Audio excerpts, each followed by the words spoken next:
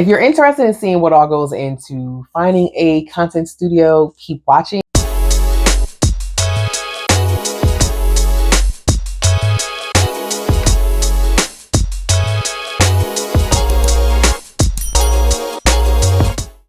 Hey y'all, welcome to the Fiercely Feminine Life, where we discuss all things motherhood, entrepreneurship, and women empowerment. I am excited today. I'm taking you all behind the scenes of what my process was like when I was hunting for space for this content studio that we're creating. We looked at approximately 12 properties. We started looking maybe mid-April, and let me see, we finally decided on a location around June. This process definitely took a lot longer than I anticipated, between finding properties that we liked that would fit the content studio and then just getting people to respond. The commercial leasing game is way different than anything you've ever experienced if you've done like residential renting or residential home ownership. It is completely different, okay? In this video, you're going to be touring 9 different locations with me. Some are retail, office, and warehouse space. If you're not familiar with that, like, understand that like it kind of depends on your price, right? So the lowest will be like warehouse space because they're usually huge. The next would be office space, and then the highest, of course, is retail space. Also, if you're not familiar with like commercial leasing, they'll give you a number, which is like the price per square foot. So for instance, if something is, say, $20 per square foot and it's 1,500 square feet, then you take that number and you times it by that. Does that make sense? Okay. Okay. If something is 1,500 square feet, but it costs, say, $20 per square foot, then you would times the 1,500 times that 20 and you get that large number. Of that number, which is typically, I think it's 30,000 if I'm doing my math right, you would divide that into 12, which then gives you what your monthly rent would be. Ideally, I was looking for somewhere around 1,500 square feet, but depending on the location, the cost, and all of the utilities, I was willing to go a little bit higher or a little bit lower. Before I started looking for the studio, I had a list of like what I really needed in my studio. As you all know, I'm a photographer and a content creator, so I was a little bit more particular than, say, maybe the average person would be in trying to create a content studio.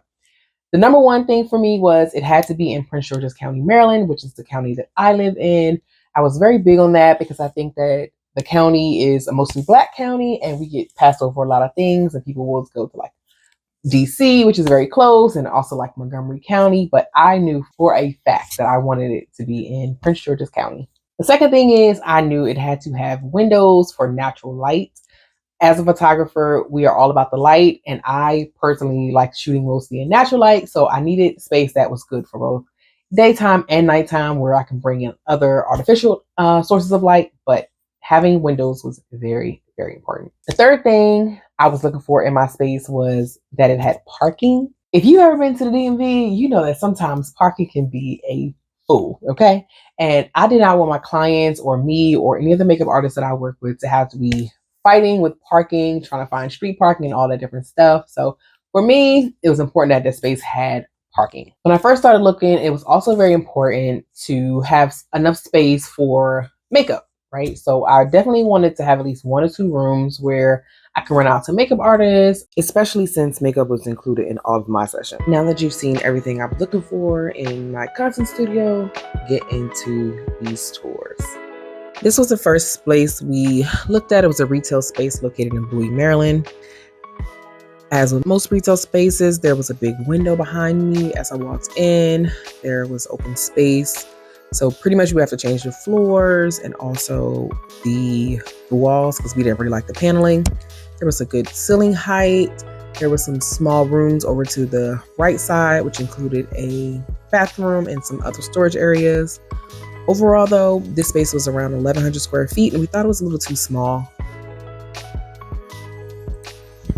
This was the second place we looked at. It was also a retail space located in Hyattsville, Maryland. That is the parking lot, which wasn't that big. We also were looking behind it to see what the parking situation looked like. This is the inside.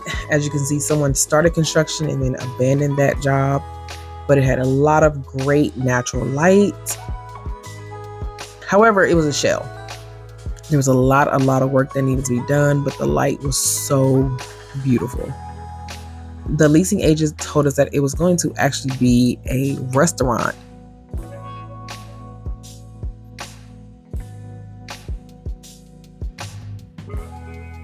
When you get to the other side, you see that there's like some garage doors would have been, completely amazing for shoots because it just let in all this natural light.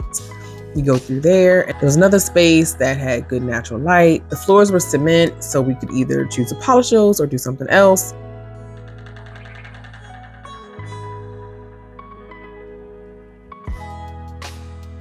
Here, I'm going up the stairs.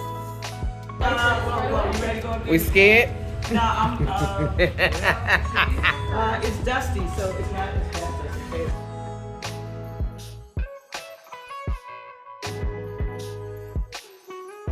As you can see, there was a small space up top, which included a bathroom and 2 smaller rooms that could be offices. Overall, this one was pretty big. It was like over 2,700 square feet, but it needed a lot of work.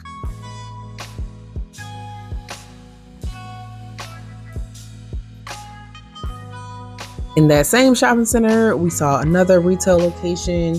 It was just, the typical retail space, just one big window in the front and then a long rectangle in the back. A little bit of storage and a bathroom, of course. This one was around, I think, 1,200 square feet, but I wasn't sure about the light. This is the 4th location we looked at. It was kind of old office buildings located in Capitol Heights. It was huge. They were going to actually have to partition off part of the building in order to make the space work. But what I did like is that we had a lot of options.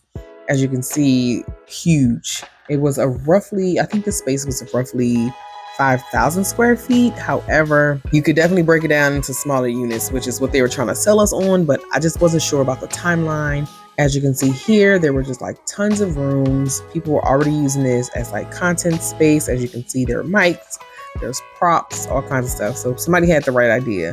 The funny part was that while we were doing the tour, there was actually a pretty big well-known go-go band that was practicing for a show that was coming up, which was, I think, for the Broccoli City Festival.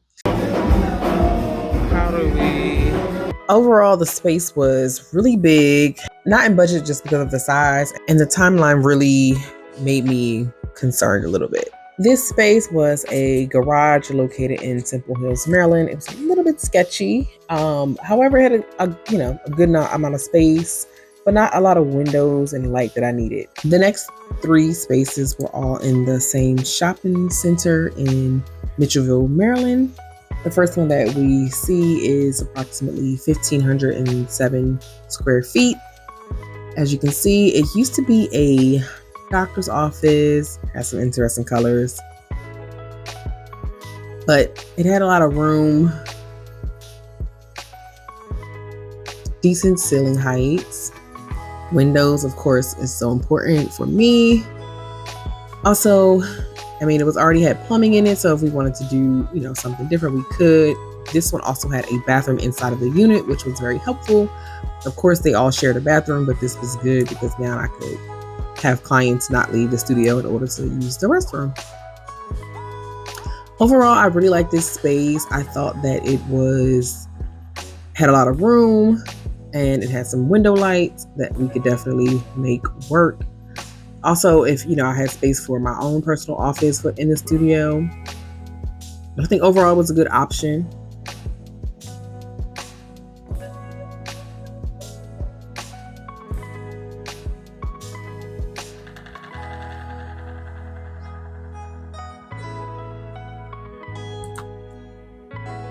Place number 7 was also another office space. As you can see, it was clearly somebody's medical office. Had good space. It had a handicap accessible bathroom, which was important. It also had a lot of space in it. It was a storage closet that we can put stuff in. There's also a kitchen, like the last unit had a kitchen. Ceiling height was decent. The lighting was pretty good on this one.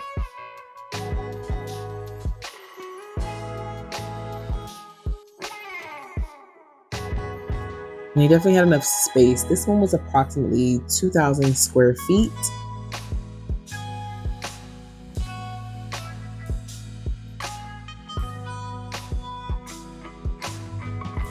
So there's also like a space in the middle, which could be like a podcast room. I like that. And there was also a full kitchenette in here and a second bathroom, which I haven't seen in many of the units, but I did like the fact that it had a second bathroom. This is in the same shopping center. However, this was a retail space. As you can see, it had a lot of light in the front, one big window, pretty good ceiling height, and a lot of space, open space. So we could kind of create what we wanted to do in this space.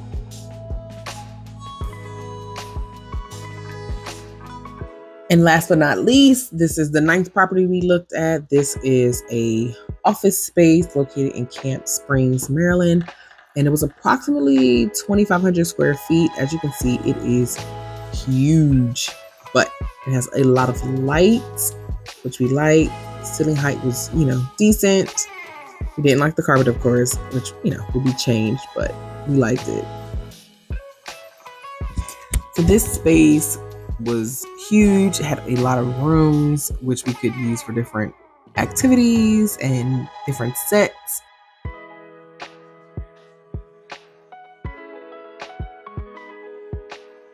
It also had like a second kitchen, which you'll see here. It was really just ginormous. I just wasn't expecting this much space.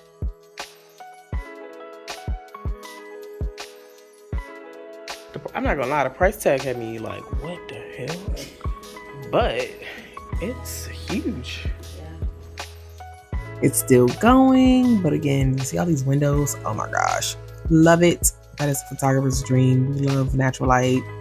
We love being able to use all the light any way we want to. Overall, I really like this space. It was really big, but it did have good parking, and it was central to like pretty much the middle of the county. So which one do you think is going to be the future Fiercely Feminine Studios? We chose location number 7 in Mitchellville, Maryland. So excited.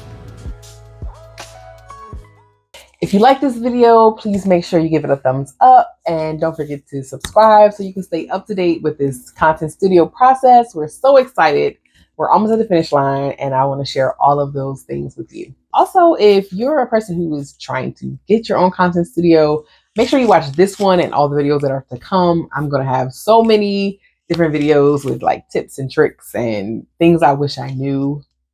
Lord have mercy, things I wish I knew before starting this process. That's all for now. Talk to y'all later. Bye.